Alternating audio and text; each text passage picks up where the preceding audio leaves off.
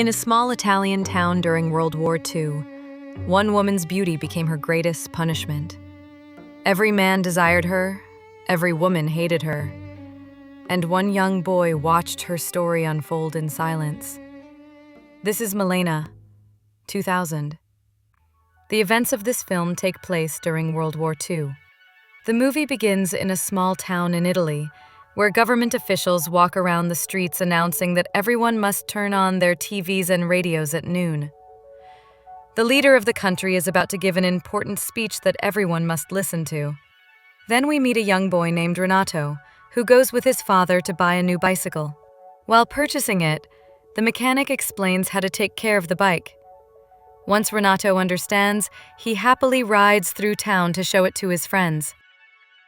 As he rides through the streets, he sees people gathered everywhere, listening to the leader's speech through loudspeakers. From the speech, we learn that Italy has declared war on France, marking the beginning of a major conflict. When Renato reaches his friends, they are all excited to see his new bicycle. Suddenly, one of the boys tells everyone to sit down because she is coming. Everyone quickly sits by the wall, waiting. A few seconds later, the most beautiful woman in town, Malena, walks down the street. The moment Renato sees her, he feels a strange rush inside him. Love at first sight. He watches her walk by in awe as his friends whisper and giggle. They follow her on their bikes until she disappears around a corner. One afternoon after school, Renato sneaks near her house to watch her from across the street. Suddenly, Malena opens her door and invites him in. Renato hesitates but steps closer. She asks him to bring her a cigarette. When he gets near, he feels his heart racing. But then suddenly, he wakes up. It was all a dream. The next day, Renato steals his father's pants, cuts them to fit his size, and trims his hair. He wants to look older, more like a man.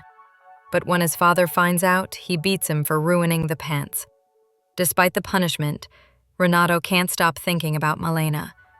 He knows she's married, and that her husband is away fighting in the war, but he doesn't care. In fact, almost every man in town desires her, while the women hate her out of jealousy. One night, Renato sneaks out and climbs a tree near Malena's house to peek through her window. Inside, she's sewing clothes in her nightgown. After finishing, she plays music and starts dancing while holding a photo of her husband. Renato can't look away. He's completely entranced. The next day, he buys the same music cassette from the market and listens to it in bed, imagining Malena. He spends every night lost in his fantasies. Soon, he starts following her secretly through town. He notices that all the men, even officials, stare at her whenever she passes by. The women, however, glare with envy and disgust. Malena visits her father every day, an old school teacher who depends on her care. One night, Renato lies in bed, overwhelmed by his feelings. His father hears him and yells, "You pervert! Stop it or you'll go blind!" Later, the town gathers to honor fallen soldiers. During the ceremony, it's announced that Malena's husband has been killed in the war. After this, the men begin to look at her with even more lust, and the women despise her more than ever. Renato, disturbed by their behavior, leaves and goes near Malena's house again. He sees her crying alone on her bed, remembering her husband. He wipes her tears, kisses her, and promises to protect her when he grows up. But suddenly, he realizes he's been daydreaming again.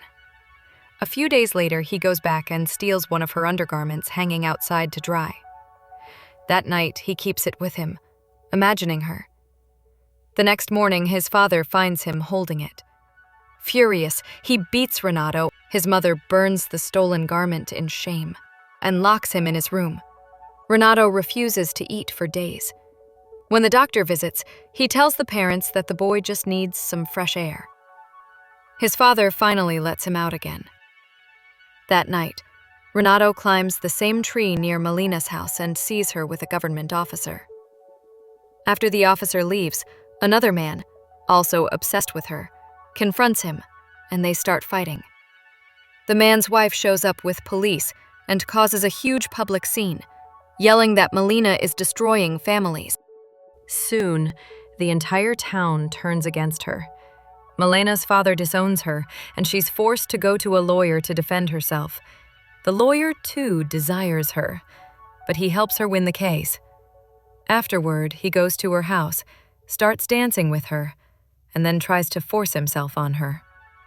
After that, Malena continues seeing the lawyer because she has no other way to survive. But soon his mother finds out, beats him, and forces him to end the relationship, calling it a disgrace. Now alone and desperate, Malena starts meeting other men for money. She realizes that when she wanted to live with dignity, nobody cared. But when she sold her body, everyone offered her attention. She cuts her hair short and adopts a bold new look.